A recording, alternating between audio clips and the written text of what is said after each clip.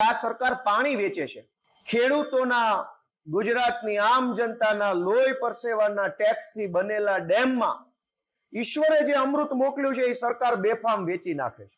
કે હાથમતી જળાશય યોજના જે છે, હાથમતી ડેમ, એમાંથી સરકારને આવક થઈ છે, રિસિપ્ટ, સરકારના પૈસા ક્યાંથી આવશે એનો હિસાબની પુસ્તિકામાં લખ્યું છે કે હાથમતી સિંચાઈ યોજનામાંથી સિંચાઈનું પાણી આપવા બદલ 52 લાખ રૂપિયાની સરકારને આવક થશે ભવિષ્યમાં, આ 2026-27માં. અને અન્ય હેતુના પાણી વેચાણ માટે થઈને 1,70,00,000 આવશે. આ અન્ય હેતુ કેવો આવે?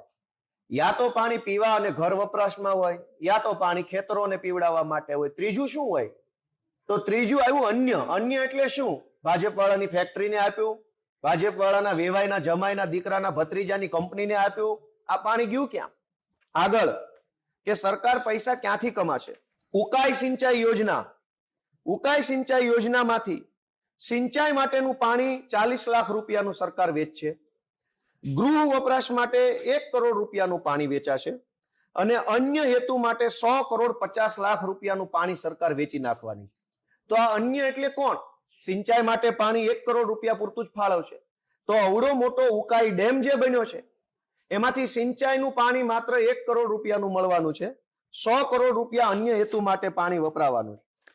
ત્યારબાદ મહી, જમણા કાંઠાની નહેર, મહી યોજના છે, એમાં સિંચાઈ માટે 41 લાખ રૂપિયાનું પાણી સરકાર વેચશે.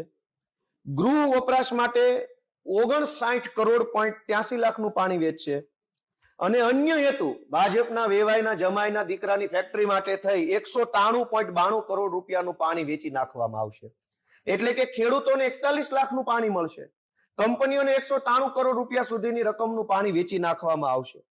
કાકરાપાર આડબંધ નહેર યોજનામાં સિંચાઈ માટે 4 કરોડ રૂપિયાનું પાણી મળશે, ગૃહ વપરાશ માટે 400 કરોડનું પાણી, પણ અન્ય હેતુ ભાજપવાળાના જમાઈની ફેક્ટરીઓમાં 998 કરોડ રૂપિયાનું પાણી સરકાર વેચવાની છે. આ રીતે કડાણા યોજના, કડાણામાં સિંચાઈ માટે 15 લાખ રૂપિયાનું પાણી મળશે, પણ અન્ય એટલે કે ભાજપના હેતુ માટે 3 કરોડ રૂપિયાનું પાણી સરકાર વેચવાની છે. અન્ય નાની નાની જે કઈ યોજનાઓ હોય છે, જે મોટી યોજના નથી, નાના ડેમ હોય છે, જે સરકારના ચોપડે લાંબુ લિસ્ટ છે, એ તમામ નાના ડેમમાંથી સિંચાઈ માટે 2,71,00,000 રૂપિયાનું પાણી મળશે, જ્યારે અન્ય એટલે કે ભાજપના જમાઈની ફેક્ટરી માટે 155 કરોડ રૂપિયાનું પાણી સરકાર આપશે.